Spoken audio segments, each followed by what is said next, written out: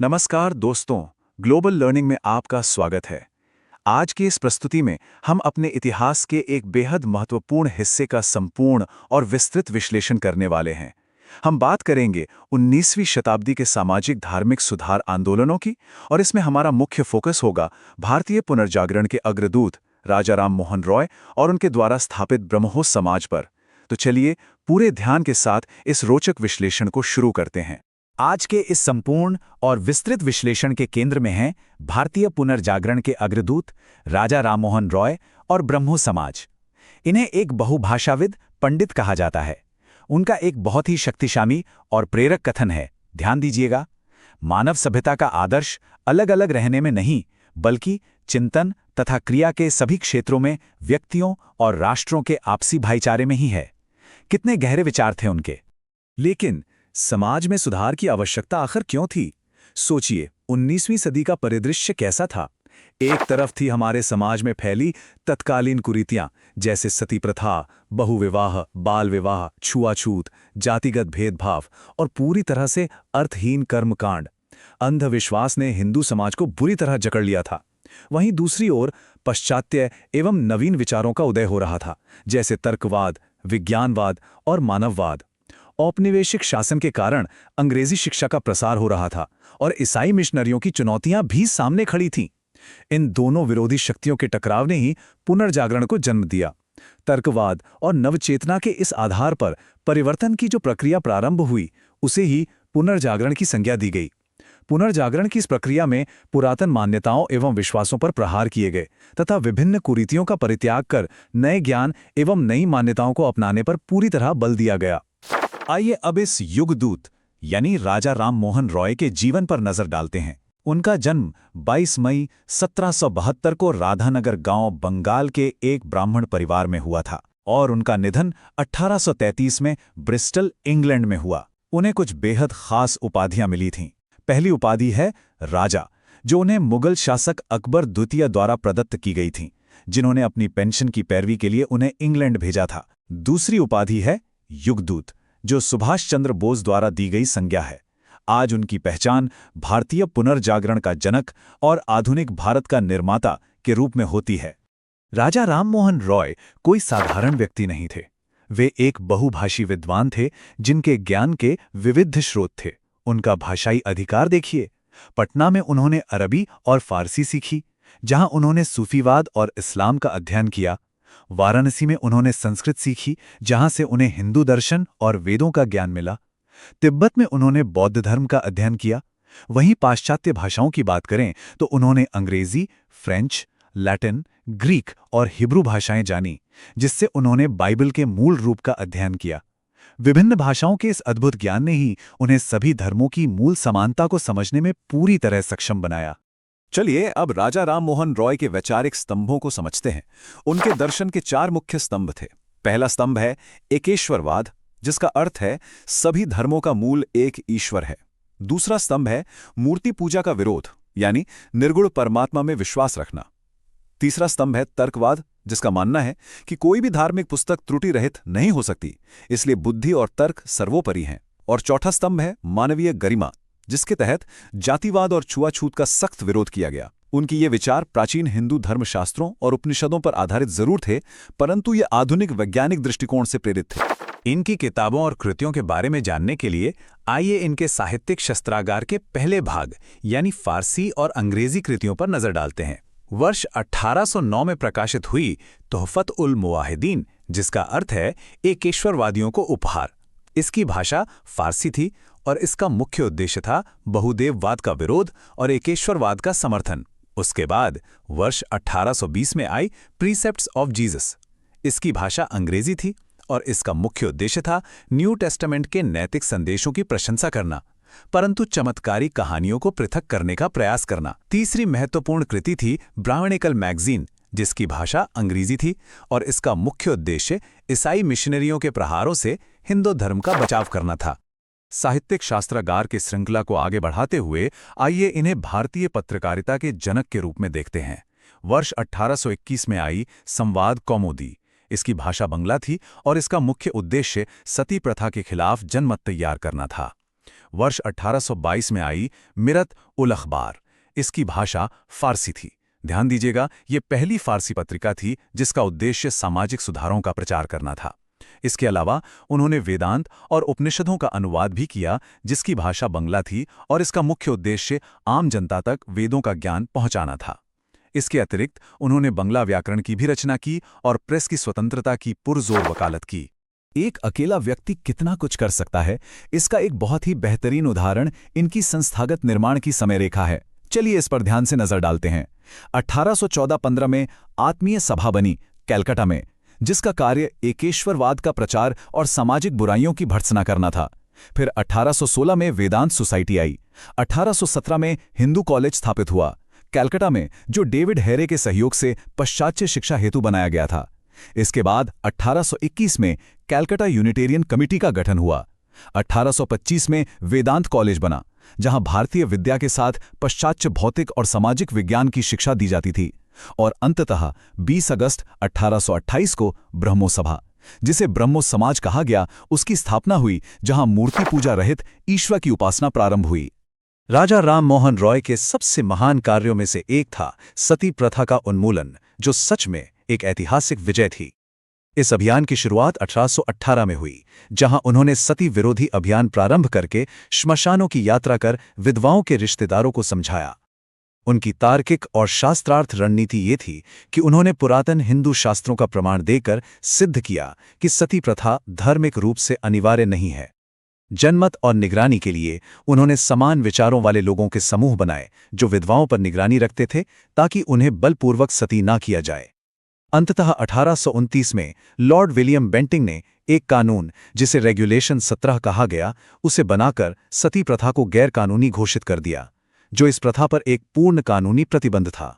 महिला अधिकारों के चैंपियन के रूप में उन्होंने समाज की ऐसी कई प्रथाओं का विरोध किया जो महिला विरोधी थीं, जैसे सती प्रथा, बहुपत्नी प्रथा, बाल विवाह और पर्दा प्रथा। वहीं दूसरी ओर उन्होंने सकारात्मक सुधारों का समर्थन किया, जैसे विधवा पुनर्विवाह, महिलाओं के लिए शिक्षा और पिता की संपत्ति में बेटियों को उत्तराधिकार पाने का पूर्ण समर्थन। उनका ये दृढ़ मानना था, और ये उनका अंतिम संदेश भी था, कि महिलाओं की दयनीय स्थिति सुधारे बिना समाज का विकास असंभव है। वे केवल एक समाज सुधारक ही नहीं, बल्कि एक अंतर्राष्ट्रीयवादी और राजनीतिक सुधारक भी थे। उनके इस योगदान को हम 3 मुख्य क्षेत्रों में समझ सकते हैं। पहला है नागरिक स्वतंत्रता। वे प्रेस की स्वतंत्रता के कट्टर समर्थक थे, और उन्होंने न्यायपालिका को कार्यपालिका से पृथक करने की मांग की। दूसरा हिस्सा है अंतर्राष्ट्रीयतावाद। उन्होंने स्पेन, अमेरिका और नेपल्स के स्वतंत्रता अभियानों का समर्थन किया, और आयरलैंड के जमींदारों द्वारा किसानों पर किए जा रहे अत्याचारों की कड़ी निंदा की। और तीसरा क्षेत्र है किसानों के अधिकार, जिसमें उन्होंने जमींदारों द्वारा किसानों के उत्पीड़न की निंदा की और कर मुक्त भूमि पर कर लगाने का सख्त विरोध किया। तो दोस्तों, इसी के साथ हम पहुंच गए हैं इस विश्लेषण के सेक्शन 2 पर। इसका शीर्षक है विकास, विभाजन और विरासत। यहां हम देखेंगे कि इन आमूलचूल बदलावों को क्या विरोध झेलने पड़े, कैसे संस्था के अंदर मतभेद उत्पन्न हुए, और अंततः पूरे देश में इसका क्या और कैसा प्रभाव पड़ा। आप समझ ही सकते हैं कि समाज में सुधार लाना हमेशा आसान नहीं होता। सुधारों का प्रतिरोध और रूढ़िवादी प्रतिक्रिया आना एक आम बात है। यहां एक तरफ था ब्रह्म समाज, जो 1828 में राजा राम मोहन रॉय द्वारा लाया गया था। इसका एजेंडा बड़ा स्पष्ट था: सती प्रथा का अंत, एकेश्वरवाद और मूर्ति पूजा का विरोध। लेकिन इसके खिलाफ जो टक्कर सामने आई, वो थी धर्म सभा, जो 1830 में राधाकांत देव द्वारा बनाई गई थी। उनका एजेंडा बिल्कुल उलट था। तत्कालीन हिंदू रूढ़िवादियों का संगठन, राजा राम मोहन रॉय के सिद्धांतों का कड़ा विरोध और सती प्रथा जैसी प्राचीन परंपराओं का पूरी तरह से बचाव करना। आइए अब ब्रह्मो समाज के मूल सिद्धांत एवं नियम देखते हैं। ये नियम इस प्रकार थे। पहला नियम, ईश्वर एक है, सर्वव्यापी, निराकार और निर्गुण है। दूसरा, कर्म फल और आत्मा की अमरता में विश्वास। तीसरा नियम यह था कि सभी धर्मों में सत्य निहित है। चौथा नियम भवन के बारे में था, जिसके अनुसार ब्रह्मो समाज के भवन में किसी मूर्ति, चित्र या पेंटिंग की पूजा की अनुमति नहीं थी। और पांचवा नियम अहिंसा का था, जिसके तहत सभा भवन में किसी भी प्रकार की जीव हिंसा नहीं हो सकती थी। और एक विशेष टिप्पणी इस सब में ये ध्यान रखना महत्वपूर्ण है कि उनका उद्देश्य एक नया धर्म बनाना नहीं था, बल्कि हिंदू धर्म का शुद्धिकरण करना था। राजा राममोहन रॉय के बाद ब्रह्मो समाज को आगे बढ़ाने वाले उत्तराधिकारी बने महर्षि देवेंद्रनाथ टैगोर, जिनका समय 1817 से 1905 तक रहा। उनके मुख्य माइलस्टोन्स की बात करें तो इसमें शामिल है 1839 में तत्वबोधिनी सभा की स्थापना, जो प्राचीन भारतीय सभ्यता और ज्ञान के प्रसार हेतु थी। इसकी अपनी एक पत्रिका भी थी जिसे तत्वबोधिनी पत्रिका कहा गया, जो बंगला भाषा में थी। 1842 में वो ब्रह्मो समाज में सम्मिलित हुए और उन्होंने इस संस्था को एक नई ऊर्जा दी। इनके अन्य योगदानों की बात करें तो इन्होंने ईसाई पादरियों, विशेषकर अलेक्जेंडर डफ द्वारा धर्मांतरण के प्रयासों का डटकर मुकाबला किया और साथ ही विधवा विवाह का समर्थन और महिला शिक्षा को भारी बढ़ावा दिया। इसके बाद शुरू होता है ब्रह्मो समाज का विस्तारवादी युग, जो केशव चंद्र सेन के साथ सामने आया। इनके बारे में कुछ मुख्य तथ्य ये हैं। 1858 में वो ब्रह्मो समाज के सदस्य बने और देवेंद्रनाथ टैगोर ने उन्हें आचार्य नियुक्त किया। उनकी कमाल की वक्तव्यता से ब्रह्मो समाज की शाखाएं विस्तारित हुईं और बंगाल से बाहर निकलकर संयुक्त प्रांत, बॉम्बे, मद्रास और पंजाब तक खुलीं। उनके उदारवादी और क्रांतिकारी विचार थे। समाज में सभी धर्मों की शिक्षा को प्रोत्साहन देना, अंतर्जातीय विवाह पर बल देना और धार्मिक ग्रंथों को पूरी तरह से नकारना।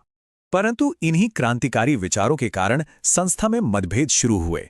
आइए इस टैगोर बनाम सेन के वैचारिक मतभेद को स्तर दर स्तर समझते हैं। सबसे पहले दृष्टिकोण के आधार पर देवेंद्रनाथ टैगोर का दृष्टिकोण ग्रेजुअल और राष्ट्रीय था, जबकि केशव चंद्र सेन का दृष्टिकोण रैडिकल और अंतर्राष्ट्रीय था।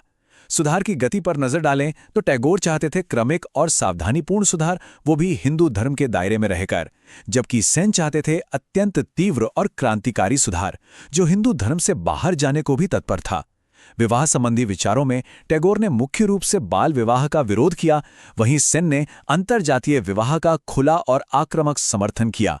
अन्य धर्मों के स्थान की बात करें तो टैगोर ने वेद और उपनिषदों पर अधिक जोर दिया और सेन ने ईसाई और अन्य धर्मों की शिक्षाओं का ब्रह्मो समाज में सीधा समावेश किया। इन्हीं गहरे मतभेदों के कारण अंततः 1865 में केशव चंद्र सेन को आचार्य पद से बर्खास्त कर दिया गया।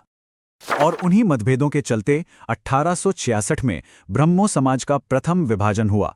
मूल ब्रह्मो समाज, जो राजा राममोहन रॉय द्वारा स्थापित किया गया था, अब दो हिस्सों में बंट गया। पहला हिस्सा बना आदि ब्रह्मो समाज, जिसका नेतृत्व देवेंद्रनाथ टैगोर के पास था। इसके सिद्धांत थे पुराने और अधिक रूढ़िवादी या राष्ट्रीय सिद्धांतों पर आधारित। दूसरा हिस्सा बना भारतीय ब्रह्मो समाज, जिसे नव विधान भी कहा गया।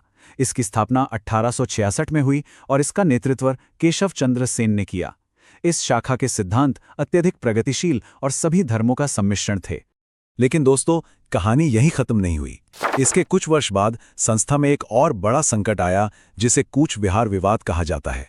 हुआ ये कि 1878 में केशव चंद्र सेन ने अपनी 13 वर्षीय पुत्री का विवाह कूच बिहार के अल्पवयस्क महाराजा के साथ वैदिक कर्मकांडों से कर दिया। ये अपने आप में एक बहुत बड़ा विरोधाभास था, क्योंकि ये कदम उनके स्वयं के द्वारा प्रचारित बाल विवाह के विरोध और मूर्ति पूजा तथा कर्मकांडों के विरोध के सिद्धांतों का सीधा उल्लंघन था। इस घटना की प्रतिक्रिया स्वरूप उनके अनुयायियों में भारी आक्रोश फैल गया और उन पर अधिनायकवादी होने के आरोप लगे। इस कूच बिहार घटना से इतनी बड़ी दरार आई, जिसके परिणाम स्वरूप 1878 में ब्रह्मो समाज का द्वितीय विभाजन हो गया। भारतीय ब्रह्मो समाज से सेन के नाराज अनुयायियों द्वारा त्यागपत्र दे दिया गया और 1878 में ही साधारण ब्रह्मो समाज का निर्माण हुआ। इस नई संस्था के संस्थापक सदस्य थे आनंद मोहन बोस, शिवचंद्र देव और उमेश चंद्र दत्त। इनके सिद्धांत थे ईश्वर, तर्क, सत्य और नैतिकता में अडिग विश्वास, और साथ ही इसमें लोकतांत्रिक प्रबंधन को शामिल किया गया। इन सारी चुनौतियों और विभाजनों के बावजूद ब्रह्मो समाज का अखिल भारतीय प्रभाव और उसकी विरासत बिल्कुल कम नहीं हुई। देखिए, पंजाब में दयाल सिंह ट्रस्ट द्वारा ब्रह्मो समाज के सिद्धांतों का प्रसार हुआ और 1910 में लाहौर में दयाल सिंह कॉलेज की स्थापना हुई। बॉम्बे में ये प्रार्थना समाज के लिए एक बड़ी प्रेरणा बनी। वहीं मद्रास में ब्रह्मो समाज के अनेक केंद्र खोले गए, जिन्हें वेद समाज या दक्षिण भारत कहा गया। निष्कर्ष के रूप में हम ये कह सकते हैं कि यद्यपि ब्रह्मो समाज का प्रत्यक्ष प्रभाव कलकत्ता से बाहर थोड़ा सीमित रहा, परंतु इसने पूरे भारत में सुधारवादी सोच के बीच ऐसी गहराई में बो दिए जिसका असर आने वाले कई दशकों तक रहा। और अब इस विश्लेषण के बिल्कुल अंत में इस सारी जानकारी को एक मास्टर क्रोनोलॉजी के माध्यम से त्वरित पुनरावृत्ति यानी जल्दी से रिकैप कर लेते हैं।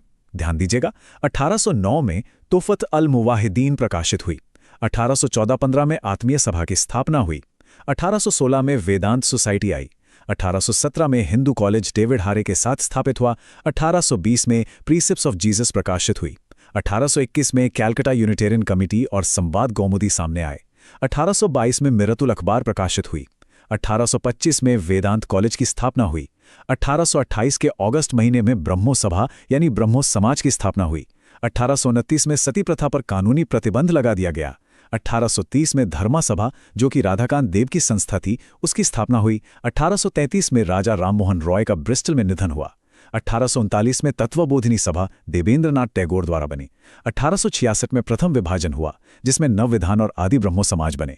उसके बाद 1878 में द्वितीय विभाजन हुआ जिससे साधारण ब्रह्मो समाज बना और अंत में 1910 में दयाल सिंह कॉलेज लाहौर की स्थापना हुई।